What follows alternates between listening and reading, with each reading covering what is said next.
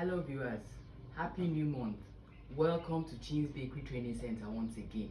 Today we'll be discussing the topic, or we'll be producing chocolate bread. Now, in my previous video, which we have learned how to prepare the dough, I already prepared a rested dough, but because this is chocolate bread, the ingredients are thus. We have our cocoa powder, we have our cinnamon and nutmeg spice, very important to blend in with the cocoa powder. You know, cocoa powder is naturally bitter. The sweetening and the bringing out of the flavor is due to the cinnamon and nutmeg blended. 1 spoon will do. For this is what we use in Africa, our tin. 3 tin of this is half pint. So when we have this as our measurement, the equivalent is just a spoon, a teaspoon of cinnamon and cocoa powder mixed together for the cocoa powder dough. The cocoa powder dough still also needs salt for taste and sugar, 250 grams of sugar, and rubbing in oil for your hand to prevent from being sticking. In my previous videos, we've discussed about preparation of the dough, and you can visit my YouTube channel.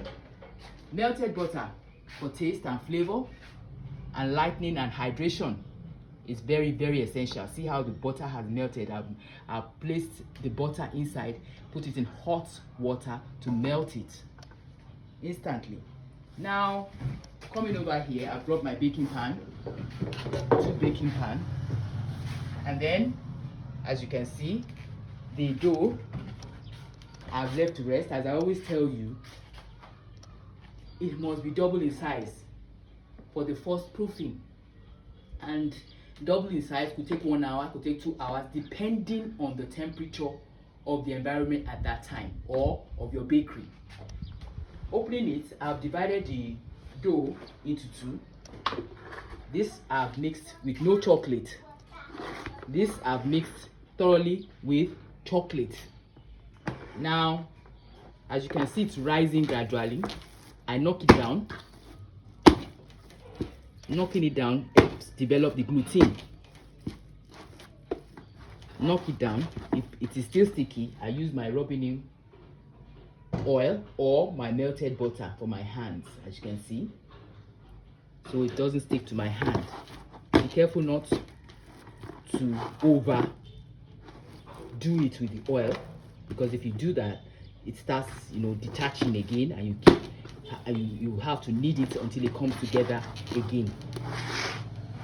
This is the chocolate. That's how it looks. This is how the dough should look, looking like if you're an African and you like taking amala, it just looks just like that. That texture is just what you need for the start. Now you cover it with a black nylon, or if you don't have at home, if you're a home baker, a thick sheet, a thick cloth, very thick, and keeps it warm for another 1 hour, or when it's double in size, in case the weather is hot. So specifically, you can determine best with your eyes. So after having all this set, we have our wooden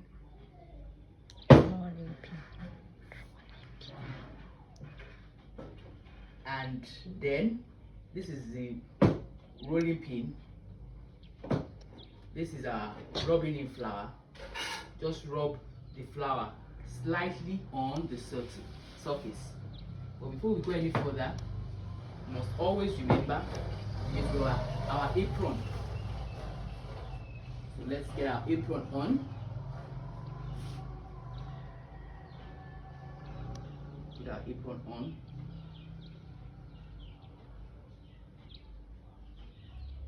And our scarf.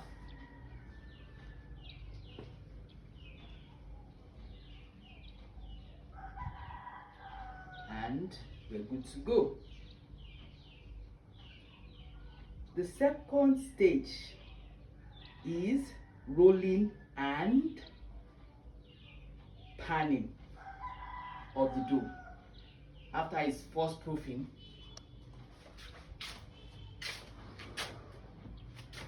you take it out. You take the second plain dough out, and we start to roll and pan before we finally let it rest in the baking pan. After the second proofing, we now place it into the oven for at least 45 minutes to 1 hour. But remember, the oven must be pre-warmed, that is at 180 degrees centigrade. 180 degrees centigrade at least for 10 minutes before the baking pan is placed into the oven, or else you have a dense dough. So many people ask me that question, like, what makes my bread so dense? It doesn't rise. One, either you have not developed the gluten well, or you didn't warm your oven, or you didn't let it rise enough in the first proofing, or in the second proofing you let it rise for so long. If it is triple in size, it also affects the outcome of your bread. So there are so many reasons why that can happen, and as you follow me on this channel, I get to answer more of your questions and improve on the texture of your bread. Now, there are other ways of testing whether your dough has really risen well. You can do the window test. That is, you open it up or you press it like this. When it bounces back gradually, it doesn't bounce back immediately, you know, okay, my dough is thoroughly risen. But for now, we're trying to develop the gluten. So the gluten can be developed by knocking down.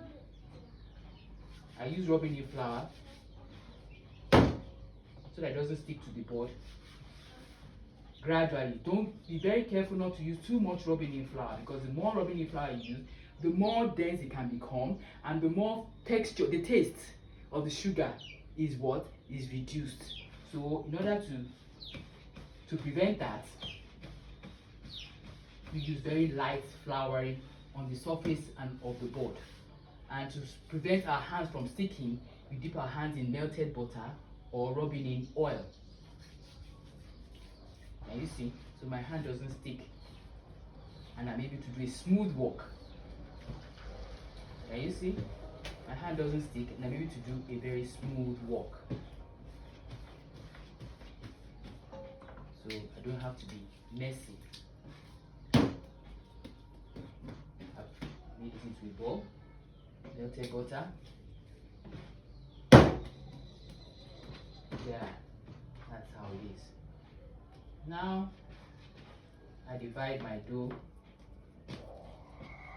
into two.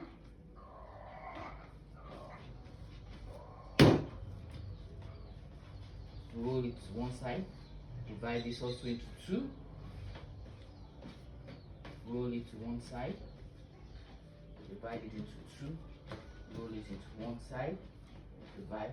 Knock it down at least as much as possible. Oil or melted butter.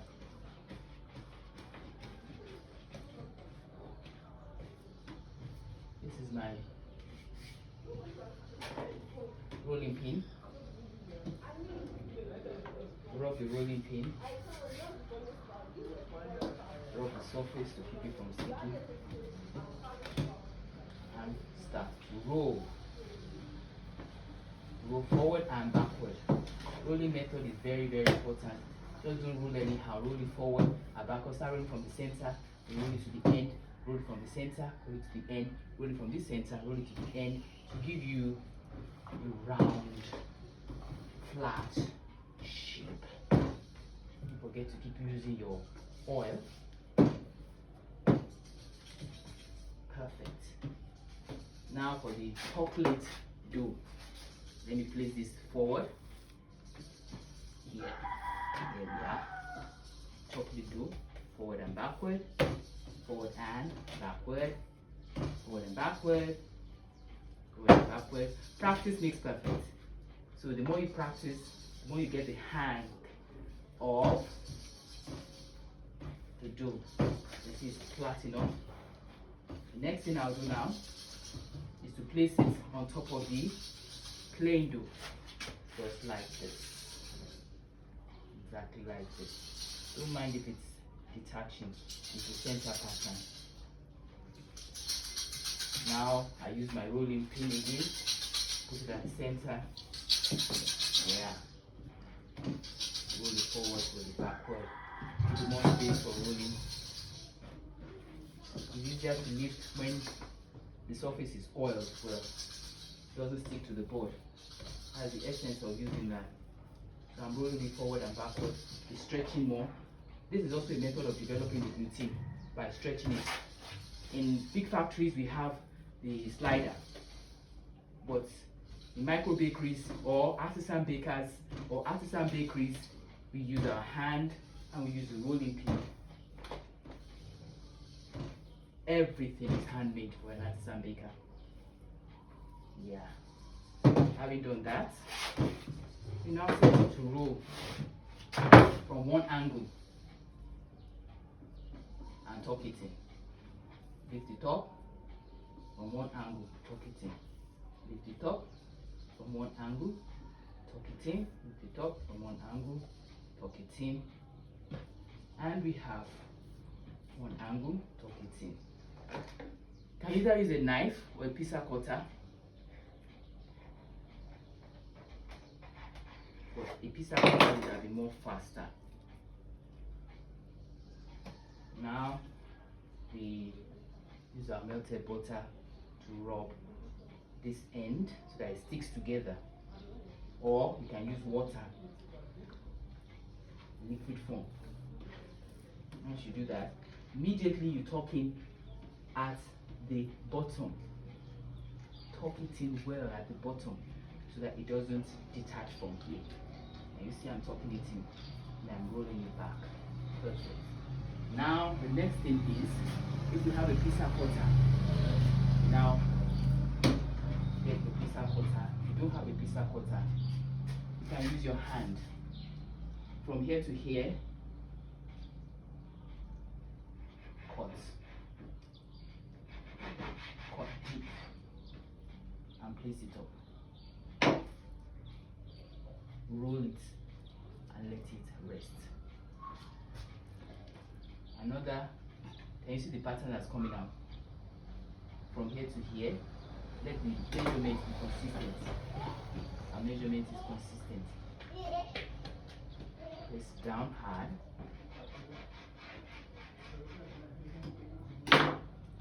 And you place it up. Make sure it's tucked in, because you're going to place it in the baking pan. And roll. Tuck it in well. And we roll. This is the second dough together. Another one. So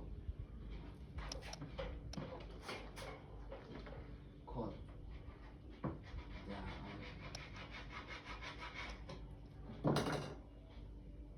and roll. Make sure it's tucked in lightly like that and place it together. Another one. You can see the beautiful pattern that's forming. History was about creativity. And place it up. And we roll. The final one, tuck it in well. Lift it up and roll. All this is left to rest. And we leave this to rest. You can leave it to rest in the baking pan, depending on the kind of baking pan you have. Place it gently with your hand from the bottom. One. Carefully, gently. History was about doing things slow and steady.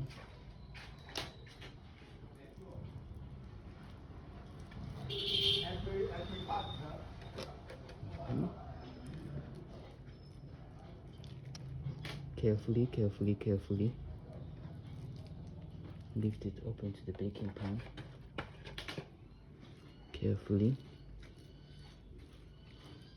Roll it and lift it up to the baking pan. This is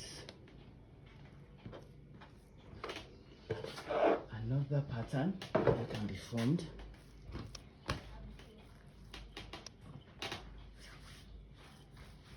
There's another pattern that can be formed.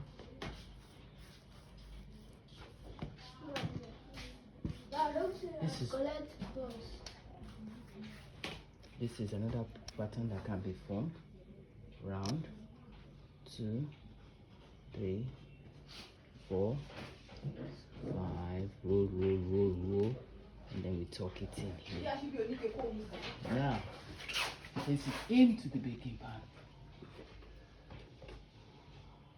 You can see the difference.